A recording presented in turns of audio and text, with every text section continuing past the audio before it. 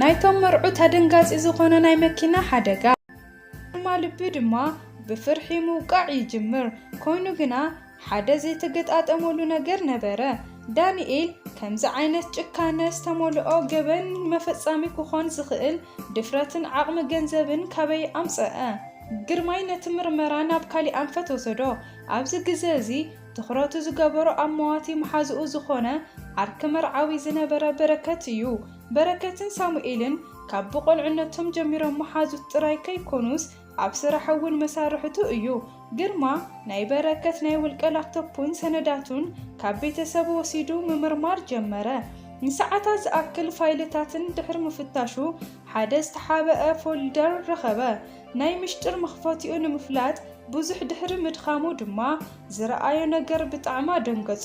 ኣብቲ ፎልደር ውሽጢ ናይ በረከትን ዳንኤልን ናይ ድምፂ ሪከርድን ኢሜይልን ዝተለኣኣኽዎ መልእኽትታት ነበሩ። ናይ መጀመርታ ናይ ድምፂ ሪከርድ ድማ ናይ በረከት ነበረ።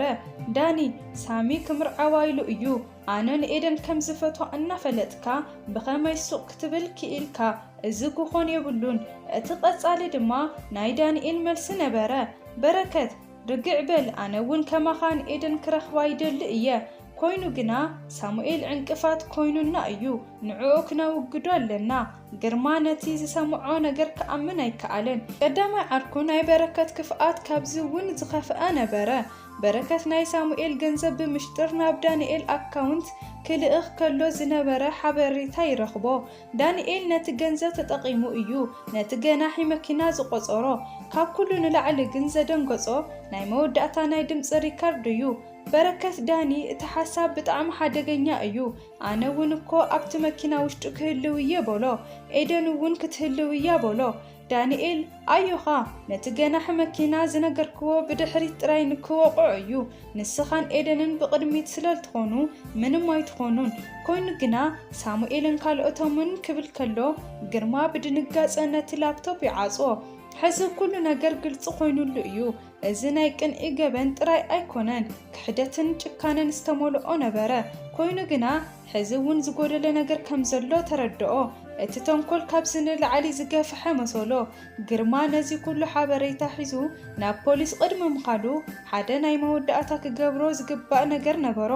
ናይ ዳንኤል ስልኪ ብምጥላፍ ቅድሚ እቲ ሓደጋን ድሕሪ እቲ ሓደጋን ምስ መን ከም ዝተዘራረበ ምፍላጥ ደለየ እውን ነበረ። ካሊእ መደንገፂ ነገር ዝተረኸበ ዳንኤል ቅድሚ እቲ ሓደጋ ዝተደዋውሎ ምስ ኤደን ቀዳመይቲ ዓርኪ ዝኾነት እታ ዝሞተት ሃና ነበረት። እቲ ተንኮል ካብዚ ንላዕሊ ዝተሓላለኸ ነበረ። ሃና እውን ብሕቡእ ንሳሙኤል ትፈትዎ ነበረት። ንሳን ዳንኤልን ክልቲኦም ዝፈትዎም ሰባት ተክሒድና ኣይና ኢሎም ብምእማን ነዚ ትልሚ ኣውፂኦም ነበሩ። ሃና ናይቲ መርዓ ጉዕዞ ትልምን ዝጓዓዙሉን መኪና ዓይነትን ጉዞኡን ንዳንኤል ሓበሬታ እናብፅሐትሉ ነበረት። ንሳ እውን ልክዕ ከም በረከት ምንም ኣይኮኑን ኢላ ሓሲባ ስለ ዝነበረት ሕዚ ግርማ ብኢዱ ሒዝዎ ዘሎ ናይ ሓደ ሰብ ገበነኛ ከይኮነስ ናይ 4 ሰባት ጸልማት ዝኾነ ትልሚ ከም ዝሓዘ ተረድኦ። ናይ ክልተ ልብታት ፍቕሪ ናይ 4 ሰባት ናይ ቅንኢ ሓዊ ወሊዑ 8 ንጹሃት ሰባት ሓመድ ገይሩ እዩ። ቀጻሊ ስርሑ ናይቲ ነዳዲ መኪና ገናሒ ምግናይ ነበረ። እቲ ገናሒ ኣቶ ከበደ ኣብ ቤት ማእሰርቲ ነበረ። ግርማ ብፈታዊኡ ፖሊስ ኣቢሉ ንኣቶ ከበደ ክረኽቦ ኣመዓራረየሉ። ኣቶ ከበደ በለ ግርማ ርግዕ ብዝበለ ድምፂ ገይሩ። ብዛዕባ እቲ ሓደጋ መዓልቲ ነቲ ሓቂ ተዛረብ፣ ብድቃስ ምኽንያት ጥራይ ኣይኮነን እወዶ በሎ። ኣቶ ከበደ ኣብ መጀመርታ ነቲ ሓቂ ንምዝራብ ኣይደለየን።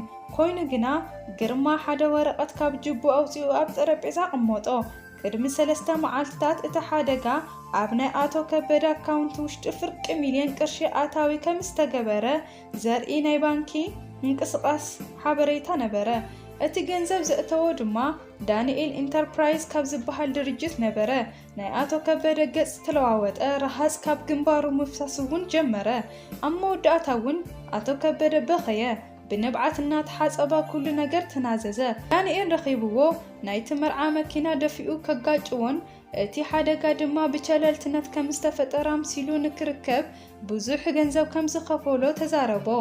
ከምኡ እውን ፍሬን ንከይሕዝ ነታ መኪና ብፍልጠይ ንከጋጭዋ እዩ ዝኣዘዘኒ በለ እናተንቀጥቀጠ። ግርማ ብጣዕሚ ሓረቀ ምስ ኣቶ ከበደ ዝተዘራረቦ ብሕቡእ ድሕሪ ምቕራጹ ብቕልጡፍ ንፖሊስ ሓሊፉ ሃበ ፖሊሳት ናይ ዳንኤል ናይ ቦሌ ኣፓርታማ ክሰብርዎ ከለዉ ምንም ከም ዘይተፈጠረ ደርፍና ሰምዐ ረኺቦምዎ ግና ናይ ኣቶ ከበደ ናይ ኑዛዜ ቃልን ናይ ባንክ ዝውውርን ከርእይዎ ከለዉ ትዕቢቱ ኩሉ ኣብ ደቂቃ ጠፍአ ኣብ መወዳእታ እውን ብብኽያት ድምፂ እቲ ዘይእመን ገበኑ ኣመነ እዎ ኣነ እየ ገይረዮ በለ ገጹ ብኽፍኣት ተመሊኡ ኤደን እያ ዝነበረት ናተይ ጥራይ እያ ኣነ ጥራይ ዝምርዓዋ ማንም ክምርዓዋ ኣይኽእልን በለ ኣብ መርዓ መዓልቲ ናይ ተሓጓሳ ከይኮነስ ናይ ሓዘና ብኽያት ክሰምዕ ነይሩኒ በለ እዚ ዜና ኣብ ክልቲኦም ቤተሰባት ካብ ዝበፅሖም ሓዘን ንላዕሊ ካሊእ ሲኦል ኮይኑዎም ደቆም ብሃንደበት ከይኮነስ ብኽፍኣትን ብቕንዕን ብዝተሓሰበ ትልምን ከም ዝተቐተሉ ምስ ፈለጡ ሓዘኖም ናብ ዘይግለጽ ኹራን ምሬትን ተለወጠ ናይቲ ፍርዲ ከይዲ ክጅምር ከሎ ናይቲ ቤት ፍርዲ ኣዳራሽ ብጋዜጠኛታትን ህዝብታትን ተመሊኡ ነበረ ናይ ዳንኤል ናይ ክሕደት ቃል ክንበብ ከሎ እቲ ኣዳራሽ ብኹራን ብዓውዓውታን ተመልአ ኮይኑ ግና ንሱ ምንም ዓይነት ናስሒት ኣይነበሮን ናይቲ ቤት ፍርዲ ከይዲ ክውዳእ ምስ በለ ግርማ ነቲ ዓቃቢ ሕጊ ሓደ ናይ መወዳእታ ሓበሬታ ኣቕረበ ኣብ ናይ ሳሙኤል ላፕቶፕ ዝተረኸበ ካሊእ ዝተሓብአ ፋይል ነበረ ዓቃቢ ሕጊ ነቲ ሓበሬታ ብቤት ፍርዲ ንክረኣይ ሓተተ ኣብቲ ኣዳራሽ ውሽጢ ብዝተዘርግሐ ዓብዪ ስክሪን ድማ ናይ ቪድዮ ምስሊ ተረኣየ ሳሙኤልን ኤደንን ነበሩ እቲ ቪድዮ ዝተቐረጸ ቅድሚ ሓደ ሰሙን እቲ መርዓኦም ነበረ ክልቲኦም ብታሕጓስ ፍሽኽ ኢሎም ነበሩ ምዝራብ ጀመረ ነዚ ቪድዮ ንቆርጾ ዘለና ንድሓር ንደቅና ንክኾን እዩ ኣንሕና ኣነን ኤደንን ህይወት ክንደየናይ ዘይተሓለወት ከም ዝኾነት ንፈልጥ ኢና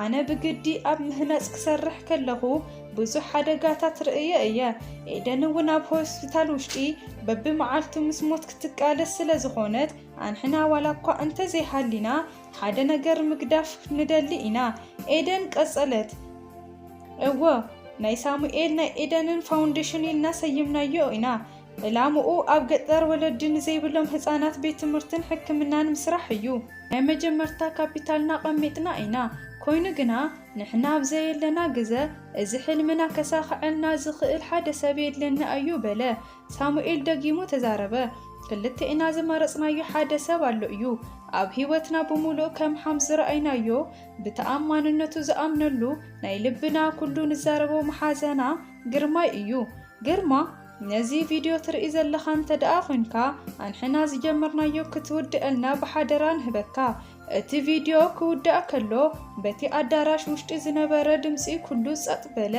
ኣብ ክንድኡ ድማ ናይ ብኽያት ድምፂ ተሰምዐ ናይ ክልቲኦም ቤተሰባት ንብዓቶም ከም ውሕጅ ይፈስስ ነበረ ግርማ ንባዕሉ ንብዓቶም ቁፅጻር ኣብይዎ ነበረ ከምኡ እውን ዳንኤል ነቲ ስክሪን ክርእን ከሎ ናይ ትዕቢቱ ገጽ ተለወጠ ዝረኣዮ ናይ ክልተ ሰባት ምስሊ ጥራይ ኣይነበረን ዘጥፍኦ ንጹህ ፍቕሪ ዘጸልሞቶ ብሩህ ተስፋን ዝቐተሎ ዘይትካዕ ሕልሚ ነበረ ንመጀመርታ ግዜ ናይ ዝሰርሖ ናይ ገበን ክሕደት ተረድኦ ተንበርኪኹ ድማ ልክዕ ከም ህፃን ምብኻይ ጀመረ ኣብቲ ከይዲ ፍርዲ መወዳእታ ንዳንኤል ብሸሞንተ ሰባት ብዝፈጸሞ ቅትለት ናይ ሞት ፍርዲ ክፍረዶም ከሎ ኣቶ ከበደ ድማ ብተሓባባርነት ናይ ዕድመ ልክዕ ፍርዲ ተፈረደሉ ናይ ሳሙኤልን ኤደንን ታሪክ ካብ ቀላል ናይ ትራፊክ ሓደጋ ሓሊፉ ናይ ክሕደት ናይ ቅንዕን ጭካንን ምልክት ኾነ እቲ ናይ መርዓ መዓልቲ ናይ ታሕጓስን ናይ ህይወት መጀመርታ ክኾንና ተገብኦም ከሎ ናይ ጸልማት ደቂ ሰባት ህይወት ክንደየናይ ዝኸፈአ ከም ዝኾነ ዘርእየና ናይ ሓዘንን ናይ ሞት መሕሰቢ መዓልቲ ኮነ ግርማ ናይ መሓዝቱ ሕድሪ ተቐበለ